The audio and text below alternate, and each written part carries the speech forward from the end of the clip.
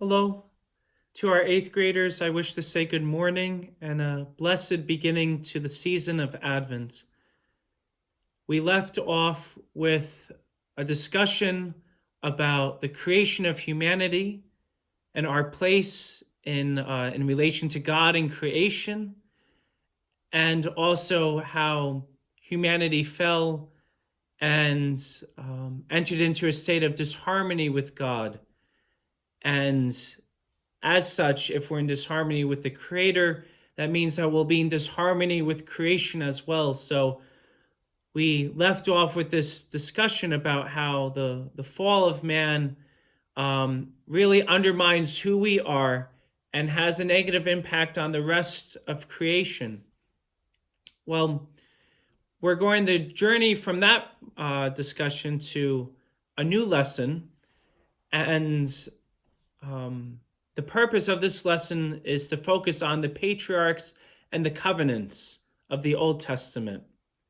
And as a background point, it's important to note some of the early history of the people of God. Just notice some of the key terms that will come up, like the people of God, Israel, Abraham. These will be really important terms for you to remember. And even though I'm sure you've been exposed to these terms, whether in the classroom or in church, it's important to review some of these so that you're going to understand, so that you understand some of the essential points going forward. Okay.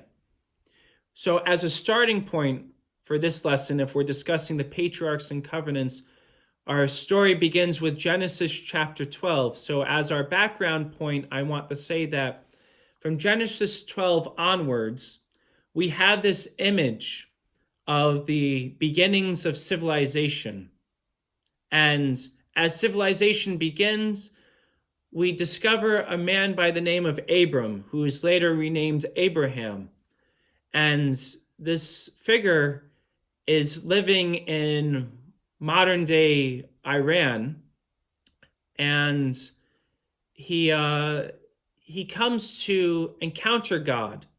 See, remember, the Old Testament is the story of God's encounter with his people. Well, this man Abram, who is renamed Abraham, he has an encounter with God, and God promises him a land, the land of Canaan. The land of Canaan would be located in modern-day Israel, Palestine.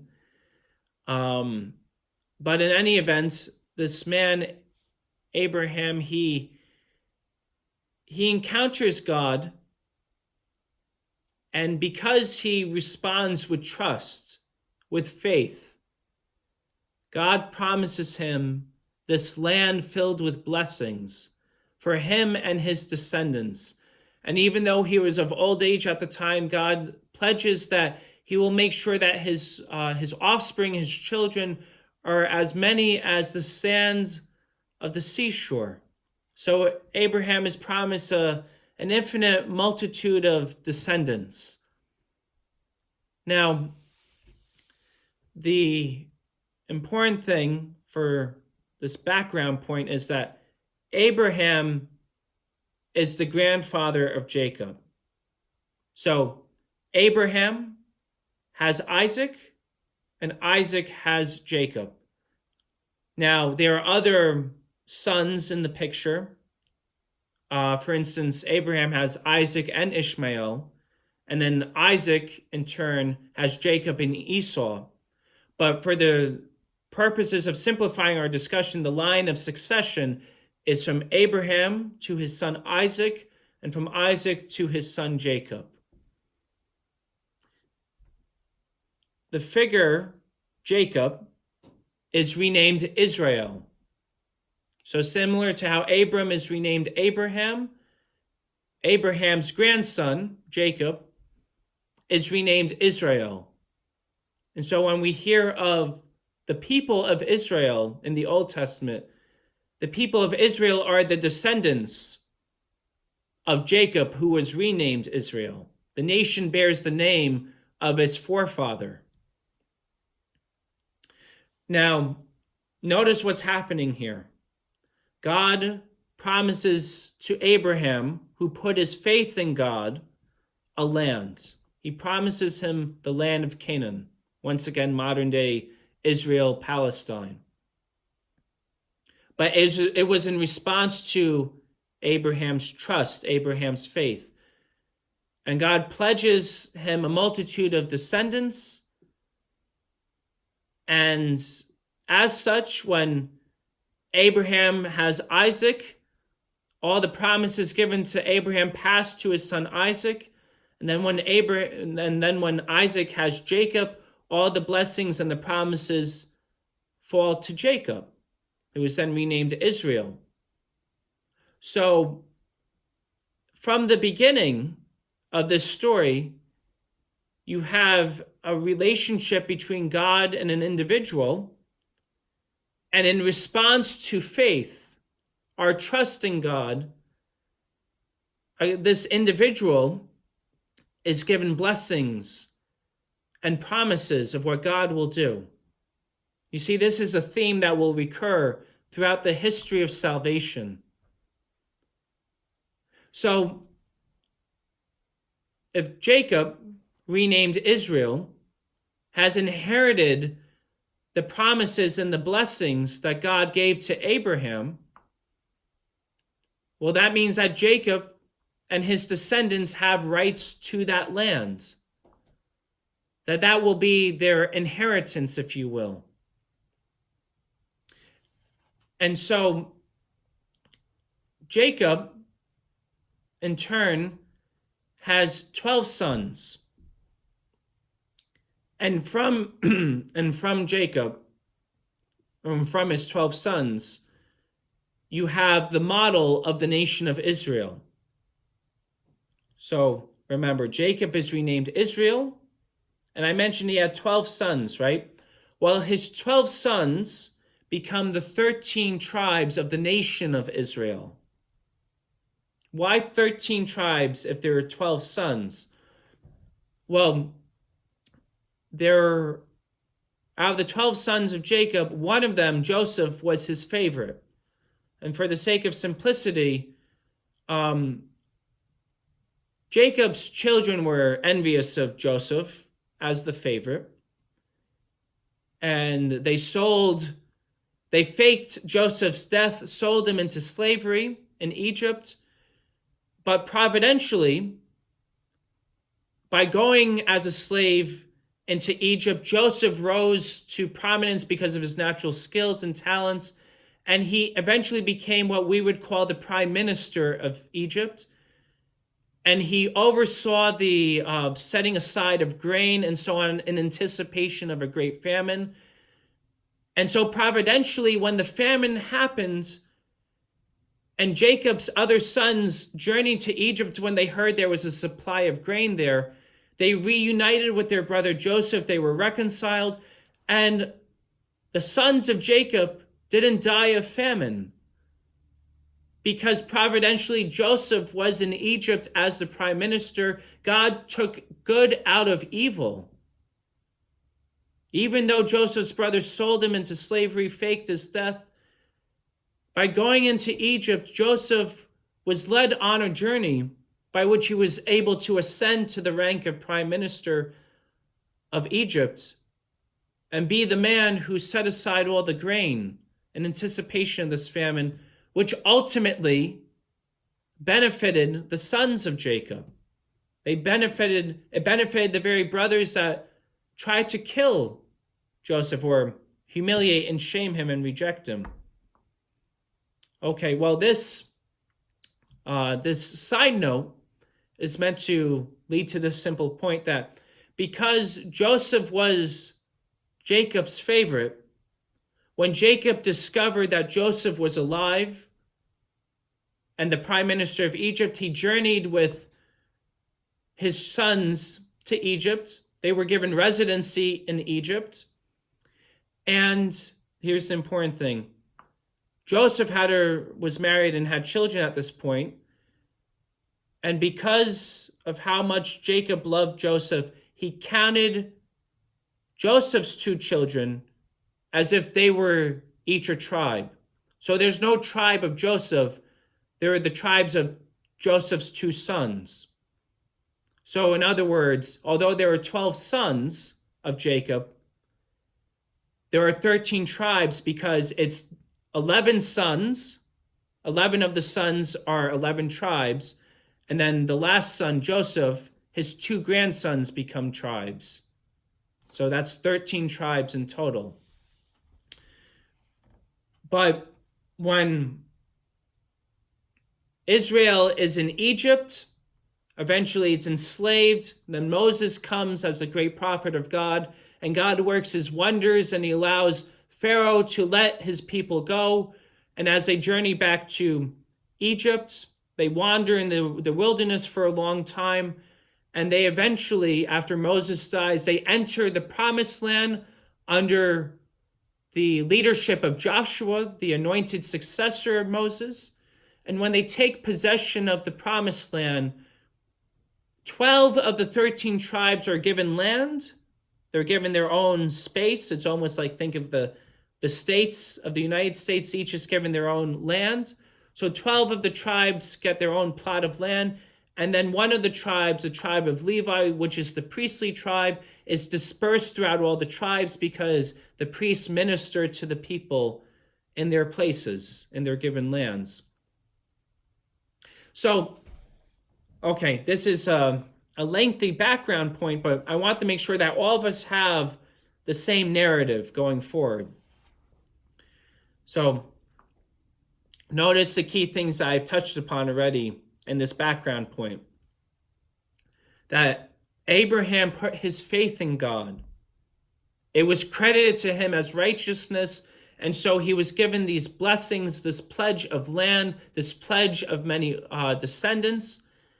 And this promise, this divine promise, passes from him to his son Isaac, and from Isaac to his son Jacob, who is renamed Israel, and is the sons of Jacob, renamed Israel, that ultimately take possession of the lands after they are led from slavery to freedom under the prophet Moses, and then brought into the land itself through the ministry of Joshua, the successor of Moses.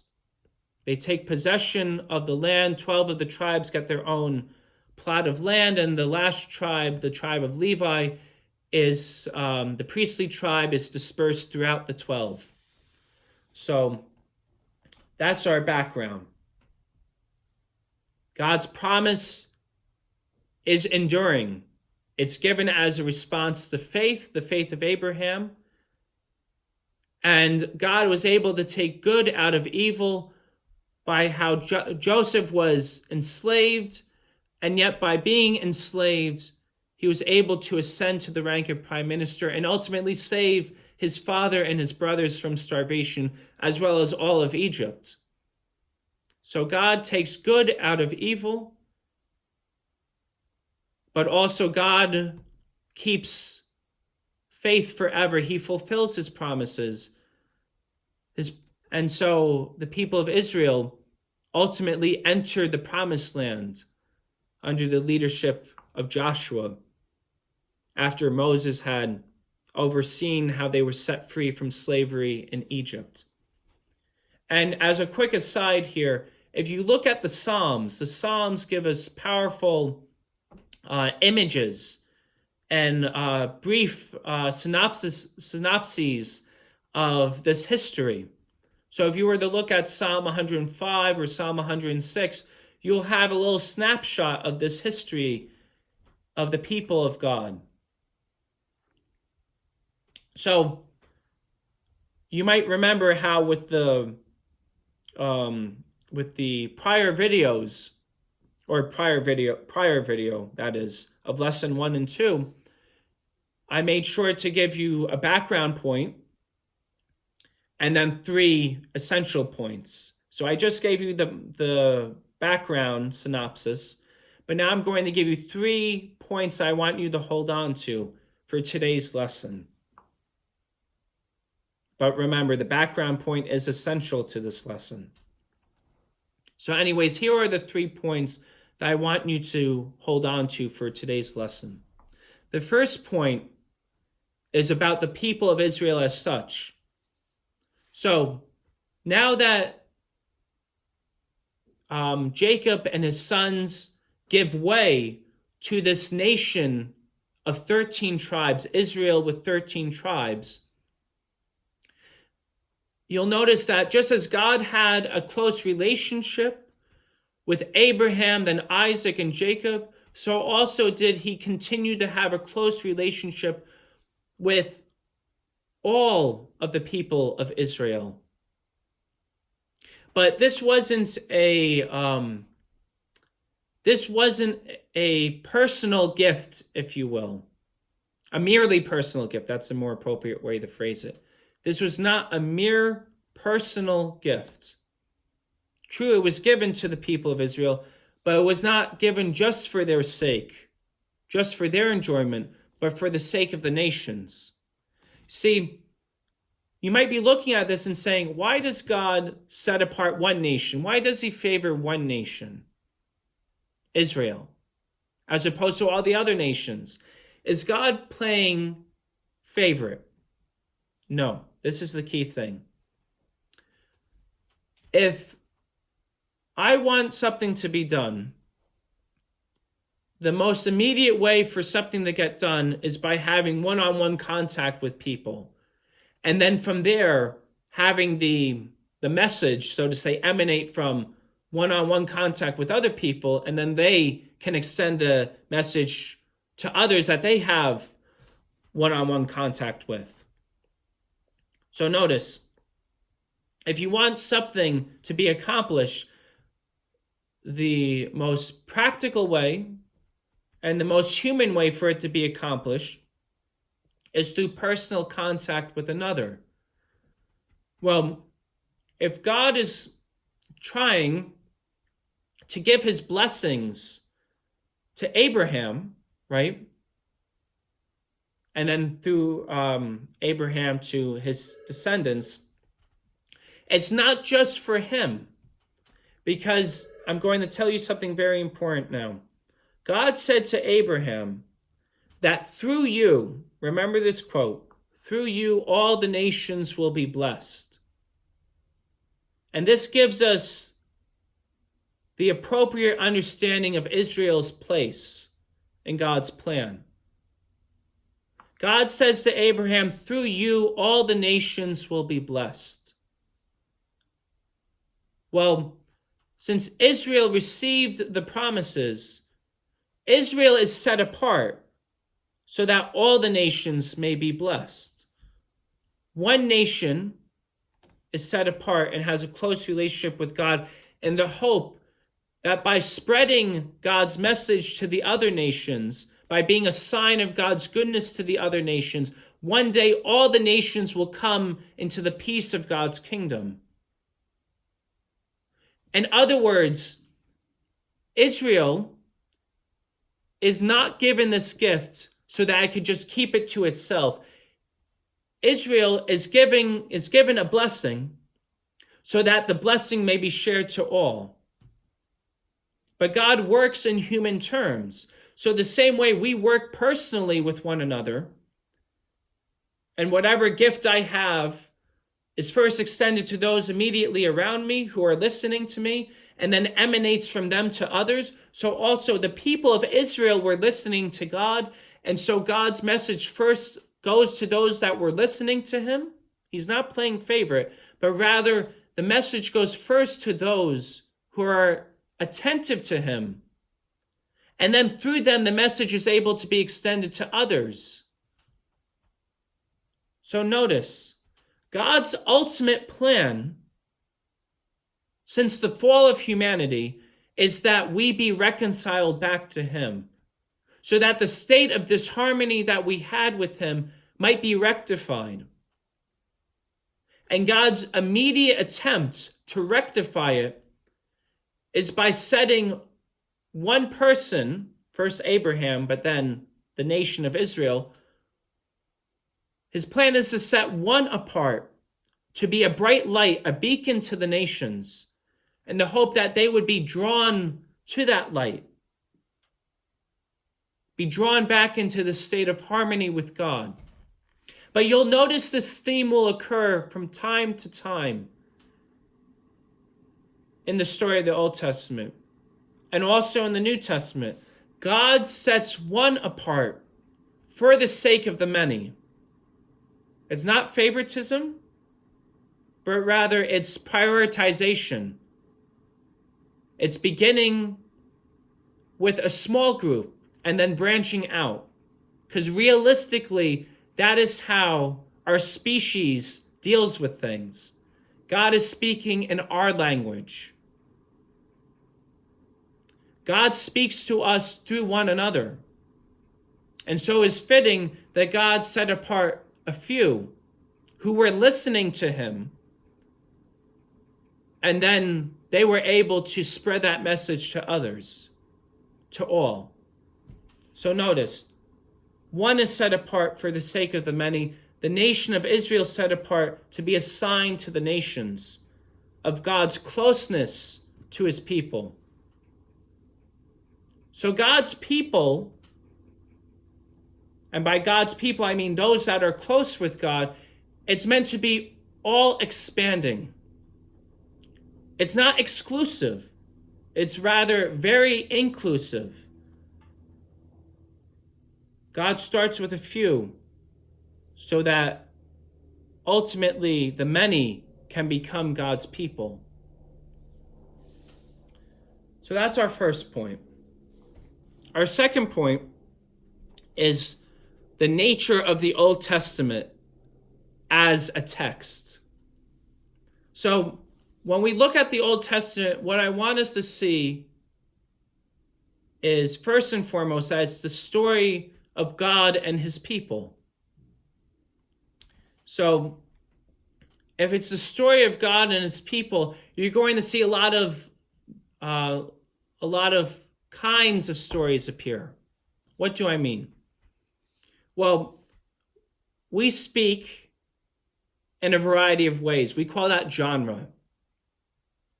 It's important to know the context or the genre of a given form of speech. Because if we miss the genre, if we miss the context, you'll miss the message. If you mistake a poetic statement as a scientific claim, you're going to be in for a rude awakening. So also, it's important that we understand the various genres at play in any piece of literature, especially an inspired piece of literature, the Old Testament. See, this is what's important. The Old Testament is the story of God and his people, and it's not a mere piece of literature like any other text you'll pick up. No, it's inspired. You know, the word for spirit, for the Holy Spirit in the Old Testament is ruah, which means breath. Well, when we say that the Old Testament is inspired, what we mean is that God is breathing upon the authors. He's breathing upon the community and receiving that inspiration. The people of God are recording. They're breathing anew that message that God has given to them. So this text is not just the product of human breath, human inspiration, but it's the product of divine breath, divine inspiration. Why? Because it's not merely a human story. It is the story of God and his people. So there's going to be a human element. So we're going to put things in human terms. We're going to put it in our limited way. That's the human element. But then there's going to be a divine element. Because it's the story of God and his people, God is going to be writing the story with his people.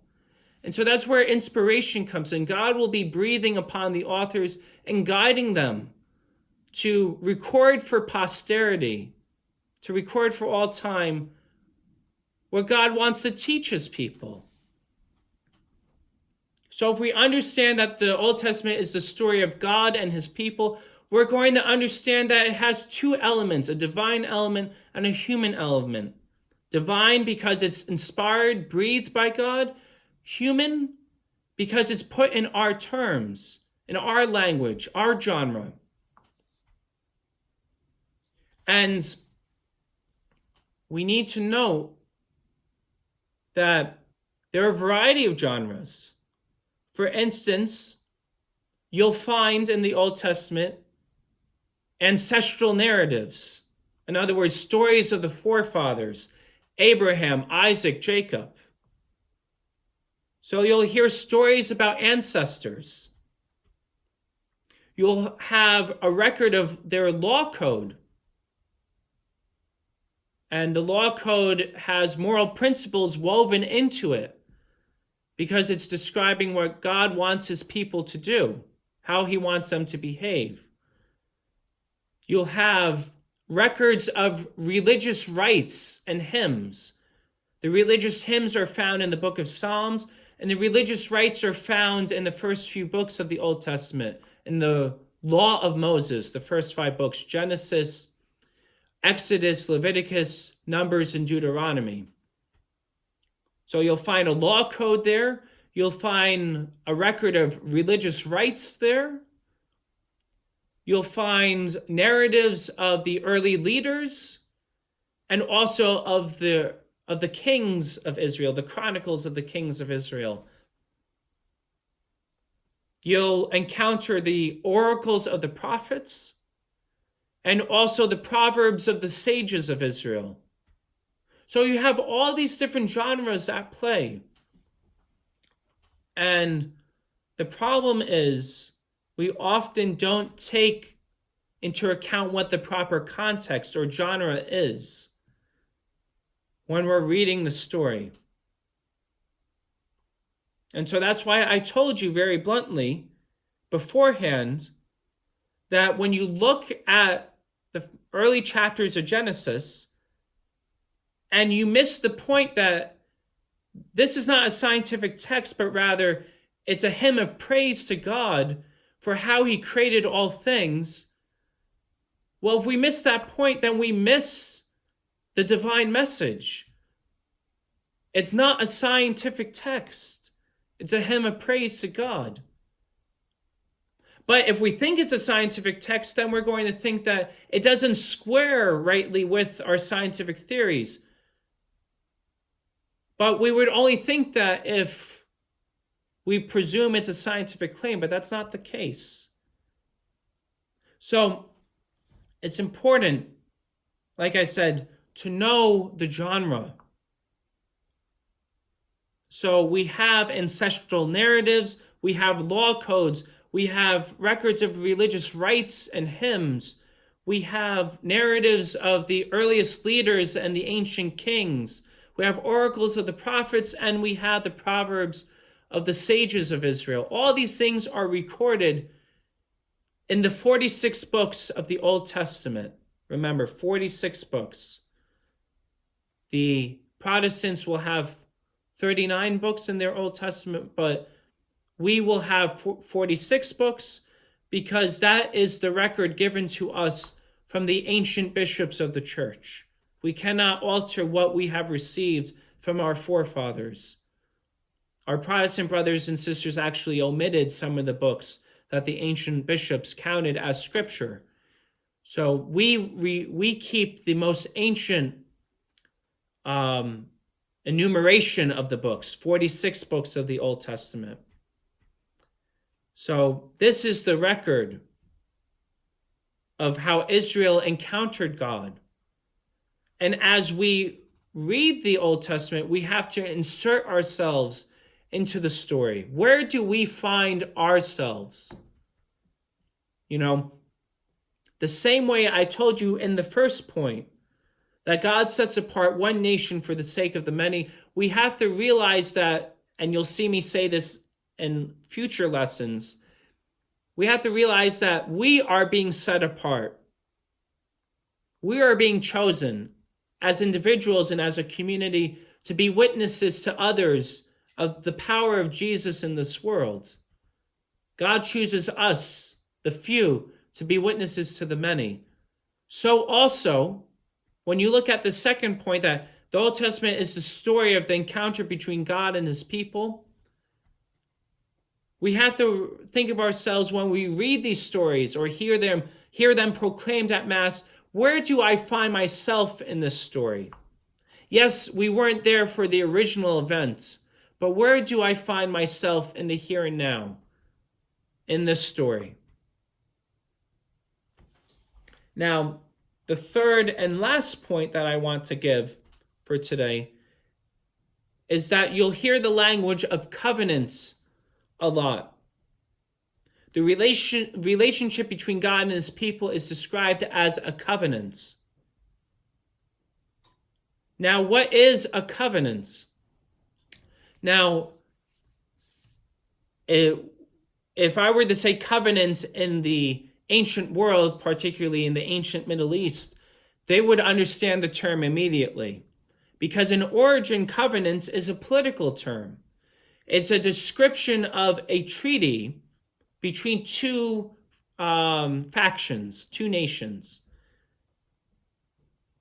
And this treaty is between a superior and an inferior, in which the inferior party is pledging itself to obey the higher party in order that they may be protected and given blessings by that superior party. So in ancient texts, you'll find that there are repeated references to covenants. And that's because covenant in its origin is a political term between a treaty between a superior and inferior nation, in which the inferior party pledges to obey and be subject to the superior party in return for blessings, protection, prosperity. Well, as you've heard me say time and time again, God often speaks in our language. Remember, the Old Testament has that human element to it. Well, if God's going to speak in our language, he's going to find an adequate term in the language of the people of that time to describe his relationship with Israel. And so the word covenant is the most appropriate term because it's meant to describe this: that God is the creator and we are creatures. A creature can't issue terms to God any more than the clay can say to the potter, what it wants the potter to do. No, the clay is made by the potter. We are made by God, and so we follow in God's way. Right? Well, Israel, as it draws close to God, recognizes this point. It's God's community on earth, and yet it is not God. It is not the creator. The people of Israel, as human beings, are creatures. And so in that respect, we are inferior to God. God is superior to us. We are dependent on him. He alone is necessary. We are dependent. We are contingent on his existence. Remember the first lesson? We are contingent. We are dependent on who God is. The people of Israel recognize this point. And so as a covenant is a treaty between a superior and inferior party, so also the people of Israel thought that this is the perfect term to describe their relationship with God. God as the creator is superior to us, and we as God's people, his creatures, are inferior. And so the people of Israel promise to obey God's law, as written in the Old Testament, the law that God gave through the prophet Moses. And as we know, the Ten Commandments are the most famous examples of this law. Though I would like to make a side note and say that the law of Moses actually records 613 commandments. So there are 613 commandments in the law of Moses. However, the 10 commandments as we know them are the first 10 commandments. And they are a synopsis of the entire law of Moses. But anyways, Israel, as a creation of God, pledges to obey all of God's laws. So in their terms, in the law of Moses, as recorded in the first few books of the Bible, there are 613 commandments, even though we are most familiar with the first 10 of these. And they obey these commandments, and they are attentive to the fact that because God has promised the land to Abraham's descendants, they recognize that insofar as they obey the law of God, they will be able to continue to reap the benefits of Abraham's descendants. They are going to be able to keep on possessing the promised land. But whenever they would stray from the commandments, that's when problems would enter in. That's when they would lose the land. So Israel actually was overrun by foreign powers at times, even taken out of the land and sent into exile for a period of 70 years. And they understood through the prophets, the people of Israel understood through the prophets, that the reason why that happened was that they were not obedient to the law of God. And so the natural consequence of not obeying God's plan is that disharmony ensues. Remember what happened in the Garden of Eden. Adam and Eve were given one commandment: to not stretch forth to the knowledge of good and evil, the tree of the knowledge of good and evil, which means to not grasp at being God. Because remember, the tree of the knowledge of good and evil is the symbol of all knowledge, and neither you nor I can have all knowledge. So for Adam and Eve to grasp at it is an attempt to say we want to be like God. That's the same problem of the devil. The devil wanted to be God. Adam and Eve were convinced by the devil that by doing this they would be like God, when in reality they were already made after God's image, even though they couldn't be all-knowing like God is all-knowing. But still notice, Adam and Eve were given one commandment. And insofar as that they obeyed that one commandment, they would possess the Garden of Eden and be in harmony with God. What happened when they violated the commandment, when they transgressed? They lost possession of the Garden of Eden and they were driven into exile. Well, what happened to the people of Israel? They are promised the land insofar as that they hold to the 613 commandments of the law of Moses, but they do not keep the law. And so the natural consequence of it is that they are overrun by foreign powers and they ultimately are driven into exile, just as Adam and Eve were driven into exile from the Garden of Eden. So it's not that God is directly punishing Israel. It's more so that this is the natural consequence. I'll put it like this. If you are in a relationship with another person, right? Let's say you are a nation. You pledge your loyalty to a higher nation, right? And then you choose to break that relationship and go to another nation, right? Don't be surprised when you lose the blessings of protection and so on that you had with the former superior nation. In other words, what Israel was doing was breaking the covenants. God is always faithful to his promises. God is always faithful to his covenants. But if Israel did not want to obey the law, how could it expect to be under God's protection and blessings and receive his blessings? It couldn't. And that is why the prophets realized that as a natural consequence of Israel's waywardness, of looking to the practices of other nations, worshiping other idols, other gods, by losing sight of the God that they made their covenant with, They were not able to experience the protection and the blessings of God.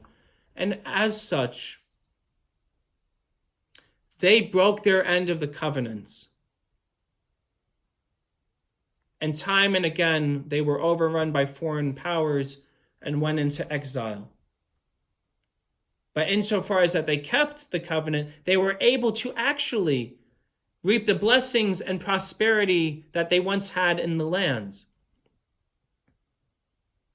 So I hope this is an important message, that it's when we lose our focus on God, when we lose sight of the fact that we are his, we are the sheep of his flock, that's when all these negative natural consequences result. And this disharmony is intensified between us and God.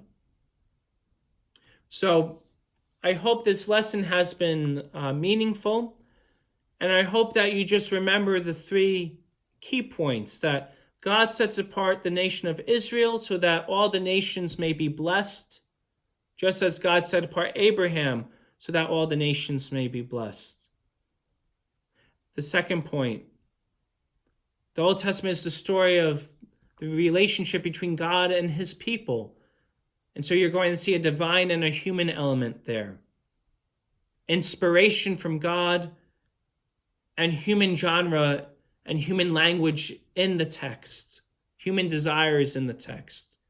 And then the third point: God makes a covenant with his people. It's a divine treaty with his people in which he promises to bless and protect them as long as they are faithful to him, that they obey his law. And the natural consequence of not obeying that law is that Israel was not under God's protection. So may we be nourished by this lesson. May we be blessed by God. And may we take the fruit of this and bring it into our prayer and use it for the purposes of journeying through Advent. That we are called to be God's people, just like Israel was. And that we are meant to be that witness to others. And we'll see how that relates to confirmation in future lessons. But in the meantime, may you have a blessed day and a continuation of blessings this season of Advent. Peace.